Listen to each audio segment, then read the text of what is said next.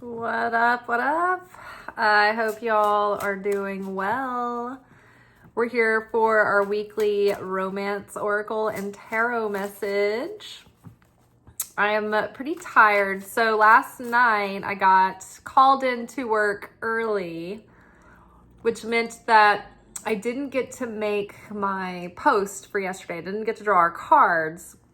So I was thinking about just doing an off-the-cuff video last night, but I was really tired when I got home. So I just rested last night and this morning, and I had pretty terrible sleep last night actually after work, and I didn't really get to sleep until late this morning, like probably 5 or after, and slept a little later today, and then woke up to find out that the Tennessee legislature had ruled on a bill to legalize basically the disenfranchisement of Memphis today. Gutted the Voting Act all over again. And so that was very sad for our state. But I'm so proud of the Black representatives and the Democratic representatives that tried to fight this, even though we're in a state that is a red supermajority. So I've just been really sad today, honestly, and pretty angry. I think I was tossing and turning around last night about it before it happened and a lot of things like that. So I don't know. Are you guys feeling anything in the air? Anything that you're particularly sensitive to right now. But anyway, other than that, let's get into the reading. We're looking at our spiritual, approach to our love lives for this week ahead. And we have the Novice to start. This is kind of like the Fool. The Novice is like approaching life from a beginner's mindset. From not from the programming, right? Like free of the programming. When we grow cynical, we are living through the lens and through the layers and through the filters of cynicism and limiting beliefs and, like our memories repeating trauma and giving us dread that those are going to repeat themselves again. And so you're giving yourself like negative projections and limiting beliefs and negative expectations of what everything might be. And so in that way, that is sort of like tainting the seed or the plant that you're bringing through from your consciousness into your manifestation, right? So those beliefs, that perspective, it's like a defense mechanism that's built on the one hand to, like, in a response to life's experiences to try to protect you from those things happening again. But inadvertently, you also close yourself off from new things happening and good experiences too. So the meat in the middle, the central column, the balanced way to approach that is to integrate the wisdom, to use your intuition, to pay attention to the red flags. One of these favorite rabbis that I follow, Rabbi Shias Taub, he talks a lot about like introverted people and sensitive souls and like how, life kind of like their interactions with life. And so I like his insight and wisdom on things. But somebody's asking about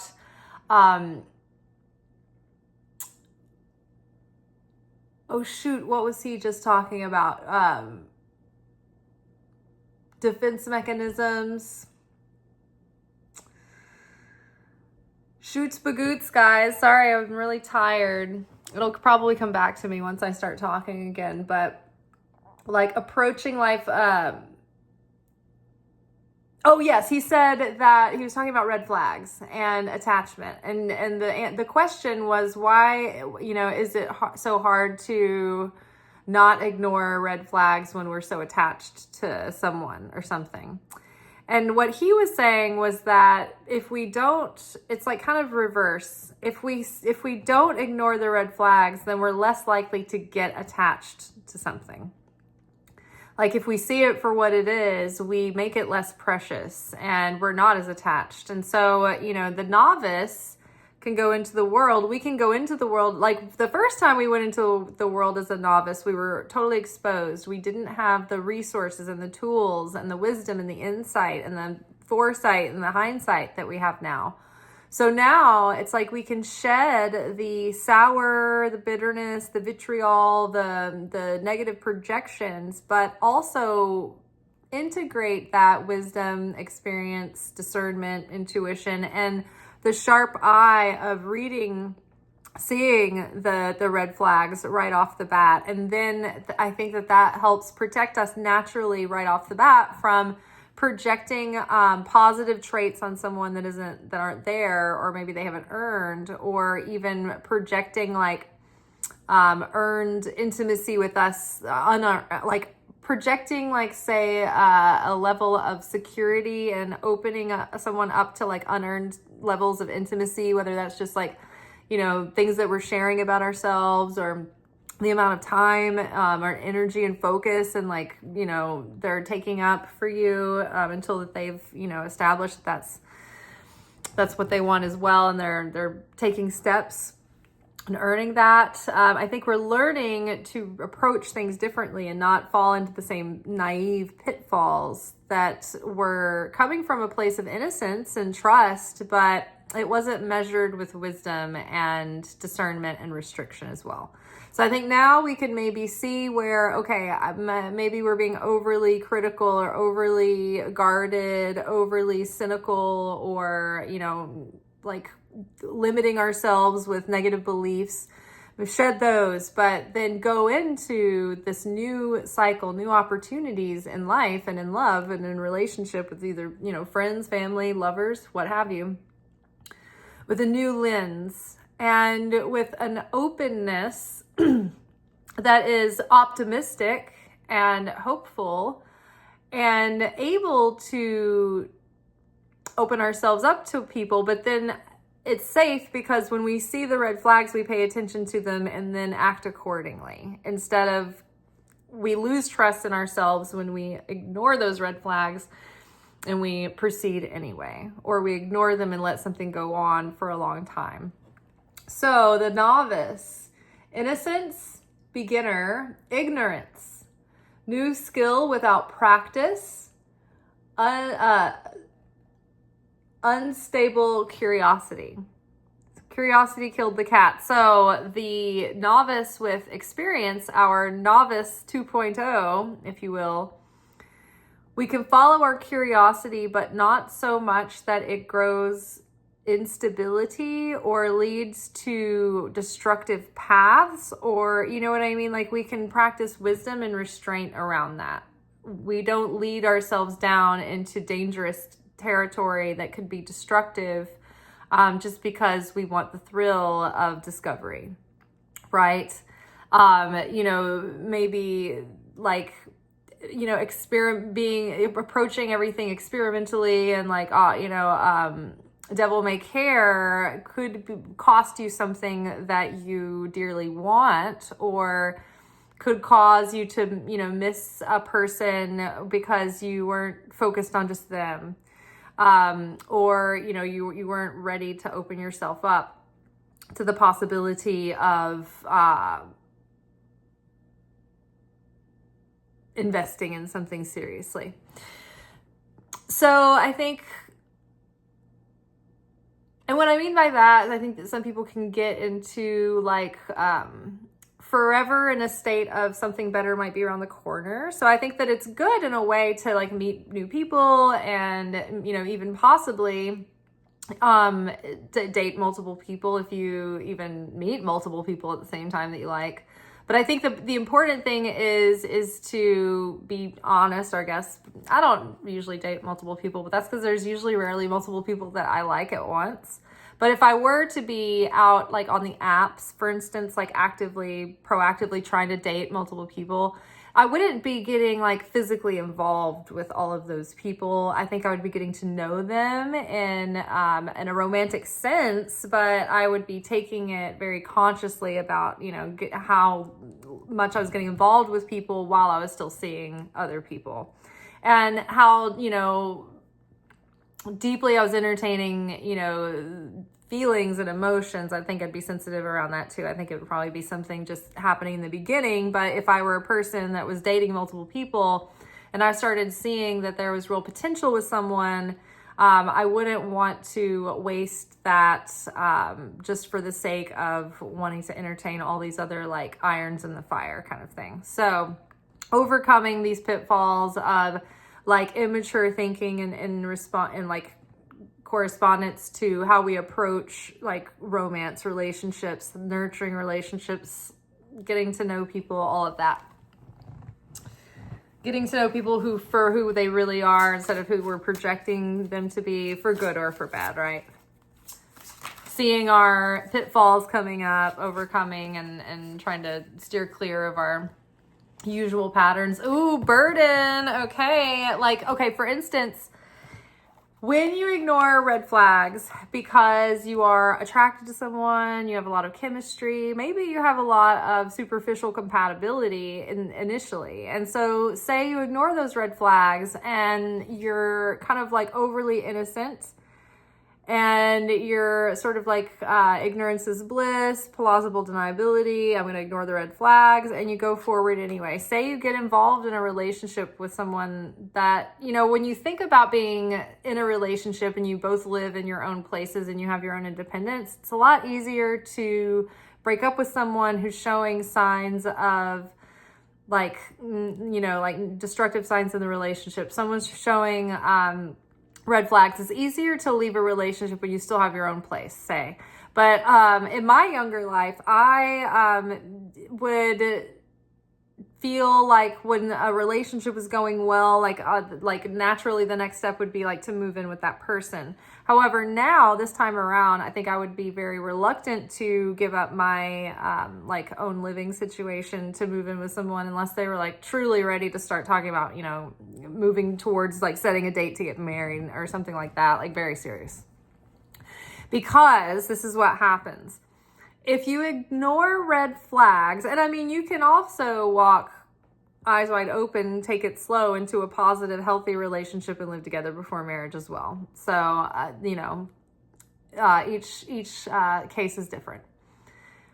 But say you were in a situation where you were kind of full-heartedly getting swept up into an attraction, in a romance, in a relationship with someone who was displaying a lot of red flags, and say you were ignoring those red flags because you had such chemistry with them, you liked them so much. Maybe they seemed like a really good fit in a lot of ways, but there were some things that were fundamentally off or unhealthy, or even potentially like it could grow to a very negative situation.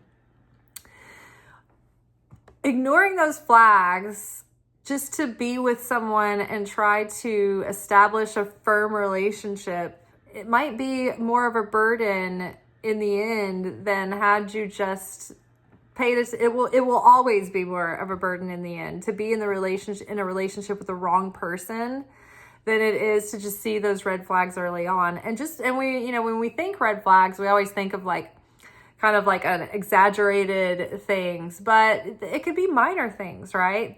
With a person who is seemingly on the surface like all around pretty good, and there's nothing like potentially abusive about them. They maybe even they have good relationship skills, and so you think this good person would be good at having a relationship.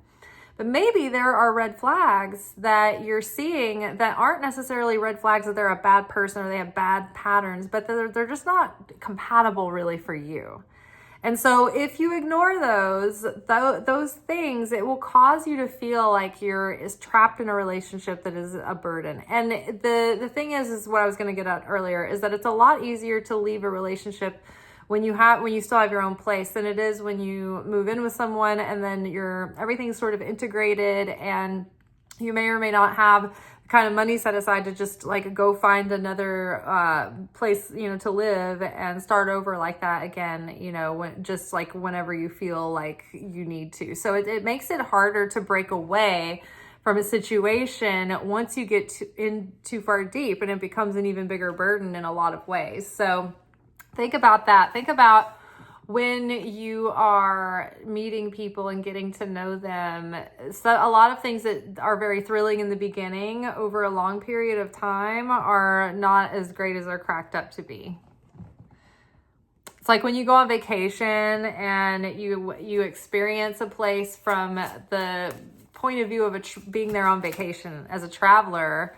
And this is something Matt Hussey was talking about in one of his recent videos. You're experiencing a place in a different way than you would your normal living day-to-day life. You're out on vacation, you're a different person. Like, the place is new and novel and different. You're able to be your most free self on vacation, right? And just like meander through your day doing whatever you want in a state of like bliss, essentially. But like in your mundane life, it wouldn't be like that living there. You'd have to deal with all the traffic and trying to find a job and not liking your job there either and being tired on your days off and running errands. Like it would just be mundane life again, right? And so we've got to think about that with people that we are dating. When the vacation vibe wears off and there's mundane life involved, is their general vibe going to be burden to you or comfort and a force of stability for you? Ooh, risk. Like this is the thing about the novice when they go into the forest on a new path into new territory, right? Into new situations.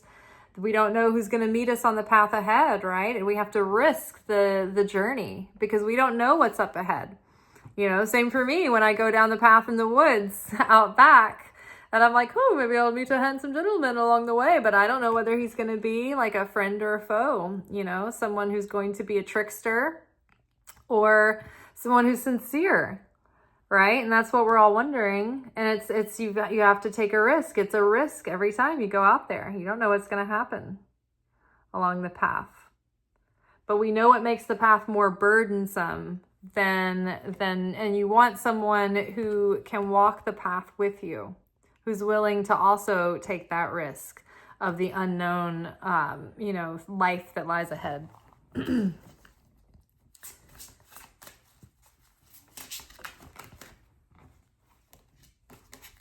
And restriction. Okay, I love it. I love the theme that's played out here. It's such an illustrated moment.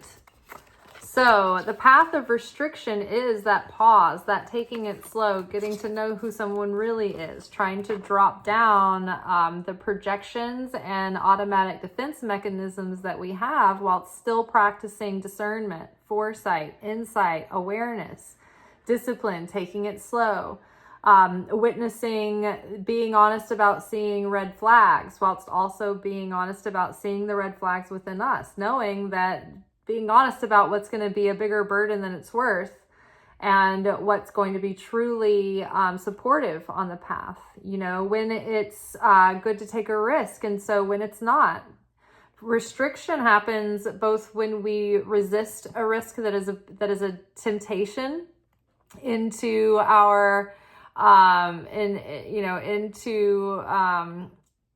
our demise, so to speak, or our detriment. Or restriction can be practicing the courage it takes to take the leap, to put ourselves out there and get to know someone again, right? After heartbreak, it feels like a big risk to put yourself out there. But it's also a big risk to stay shut off as well, right? So practicing restriction is taking the time to examine your situation and your approach to it with consciousness, with awareness, with honesty, right? And eyes wide open, rather than you want to look at the world through clean glasses, not necessarily through rose-colored glasses, because when you're looking at life through rose-colored glasses, the red flags blend in, right?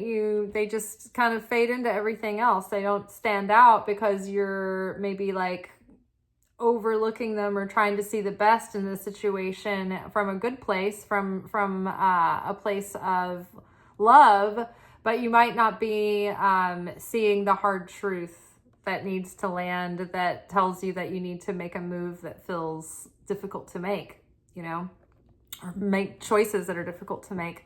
So I think that this week is calling for being willing to take risks, but I think being honest and realistic when we see red flags, and being proactive about not projecting like qualities on someone that are any better or worse than they are.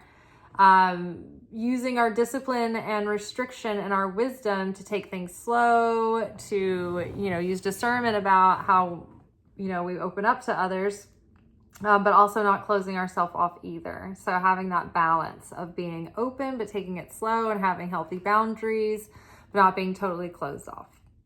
All right, this is definitely something very valid. I like the path and the repetition of this forest, the pathway here, all of these symbols. It's just very potent to me right now. So this is definitely something that is a destined part of our path that we're learning.